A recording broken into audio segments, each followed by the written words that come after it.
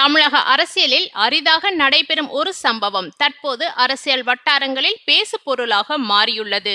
வழக்கமாக தமிழக வெற்றிக் கழக தலைவர் விஜயின் அரசியல் நகர்வுகளை விமர்சித்து வரும் வி தி லீடர்ஸ் அமைப்பின் தலைவர் அண்ணாமலை இந்த முறை விஜய் அரசு எடுத்துள்ள நடவடிக்கையை வெளிப்படையாக பாராட்டியுள்ளார். அண்ணாமலை வெளியிட்டுள்ள பதிவில், முன்னாள் அமைச்சர் ஏ.வ. வேலுவுக்கு தொடர்புடைய இடங்களில் நடத்தப்பட்ட சோதனைகளை வரவேற்றுள்ள அண்ணாமலை, அதேபோல் கடந்த திமுக ஆட்சி காலத்தில் எழுந்ததாக தாம் கூறும் பல்வேறு புகார்களையும் தற்போதைய தமிழக வெற்றிக் கழக அரசு விசாரிக்க வேண்டும் என வலியுறுத்தியுள்ளார்.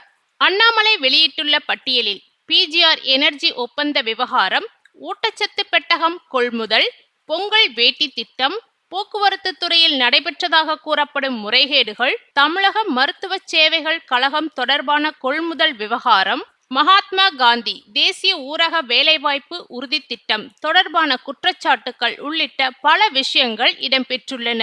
மேலும் உதயநிதி ஸ்டாலின் ரசிகர் மன்றம் மற்றும் நோபல் ஸ்டீல்ஸ் நிறுவனம் தொடர்பாகவும் விளக்கம் தேவை என அவர் தனது பதிவில் குறிப்பிட்டுள்ளார்.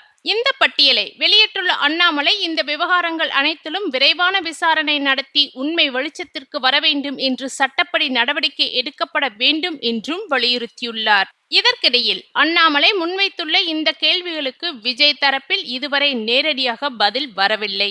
அதற்கு பதிலாக கட்சி கட்டமைப்பு, மக்கள் தொடர்பு மற்றும் அடுத்த கட்ட அரசியல் நடவடிக்கைகளில் விஜய் கவனம் செலுத்தி வருவதாக அரசியல் வட்டாரங்களில் பேசப்படுகிறது.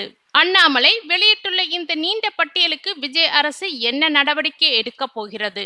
இந்த குற்றச்சாட்டுகள் மீது அதிகாரப்பூர்வ விசாரணை தொடங்குமா அல்லது அரசியல் விவாதமாகவே இது தொடருமா என்பதே தற்போது தமிழக அரசியலில் அதிகம் பேசப்படும் கேள்வியாக மாறியுள்ளது.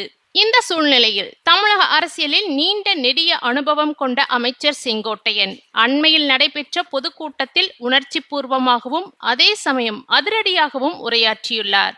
அதாவது, செங்கோட்டையன் இனி கோபிச்செட்டிப்பாளையத்தில் நடமாட முடியுமா என்று கேலி பேசியவர்களுக்கு பதிலடி கொடுக்கும் வகையில் தான் இன்று அமைச்சராக மக்கள் நலத்திட்டங்களை வழங்கி வருவதாக சுட்டிக்காட்டினார். எதிர்ப்புகளை கண்டு அஞ்சாமல் மக்களின் அன்பால் மட்டுமே தான் இந்த நிலையை எட்டியதாக அவர் நெகிழ்ச்சியுடன் குறிப்பிட்டார். தனது அரசியல் பயணத்தை பற்றி பேசிய அவர், 1972 அதிமுக தொடங்கப்பட்ட போது கையெழுத்திட்ட முதல் 51 நபர்களில் தானும் ஒருவன் என்பதை நினைவு கூர்ந்தார். எம்ஜிஆர் மற்றும் ஜெயலலிதா ஆகிய இரு பெரும் தலைவர்களுடன் பயணித்த அனுபவங்களை பகிர்ந்து கொண்டார். குறிப்பாக தன்னை விமர்சித்தவர்களையும் அரவணைத்து செல்லும் பண்பை முன்பைய தலைவர்களிடம் கற்றுக்கொண்டதாகவும், அதே பண்பை தற்போதைய தமிழக வெற்றிக் கழக தலைவரிடமும் காண்பதாகவும் பெருமிதத்துடன் தெரிவித்தார். 2000 கோடி மதிப்பிலான போதைப்பொருள் கடத்தலில் ஈடுபட்ட நபர் எந்த கட்சியைச் சேர்ந்தவர் என்பது நாட்டுக்கே தெரியும். சாக்கடையில் நின்று கொண்டு நான் கல்லை வீச மாட்டேன் என்று குறிப்பிட்ட அவர், முதலமைச்சர் பொறுப்பேற்ற குறுகிய காலத்தில் போதைப்பொருள் நடமாட்டத்தை முற்றிலும் ஒழித்து கட்டுவார் என்று கூறியுள்ளார். நள்ளிரவில் ஒரு பெண் தனியாக நகைகளை அணிந்து கொண்டு அச்சமின்றி செல்லும் நிலையை உண்மையான சுதந்திரம் என்ற காந்தியின் கனவை நனவாக முதலமைச்சர் பாடுபட்டு வருவதாக கூறினார். சிங்கப் பெண்மணி என்ற தனிப்பிரிவு காவல்துறையில் உருவாக்கப்பட்டுள்ளதை சுட்டிக்காட்டினார். சினிமாவில் ஆண்டுக்கு நூற்றுக்கணக்கான கோடி ரூபாய் வருமானத்தை துறந்துவிட்டு மக்கள் பணிக்காக காத்திருக்கும் தலைவரின் தியாகத்தை போற்ற வேண்டும். மக்களின் எண்ண கனவுகளை நிறைவேற்றும் நேர்மையான ஆட்சியை தருவதே இந்த அரசின் நோக்கம். 10வது முறையாக தன்னை சட்டமன்ற உறுப்பினராக தேர்ந்தெடுக்க மக்களுக்கு கோடான கோடி நன்றிகளை தெரிவித்துக் கொண்டதோடு மக்களின் அன்பே தனது பலம் என்று செங்கோட்டையன் தெரிவித்தார்.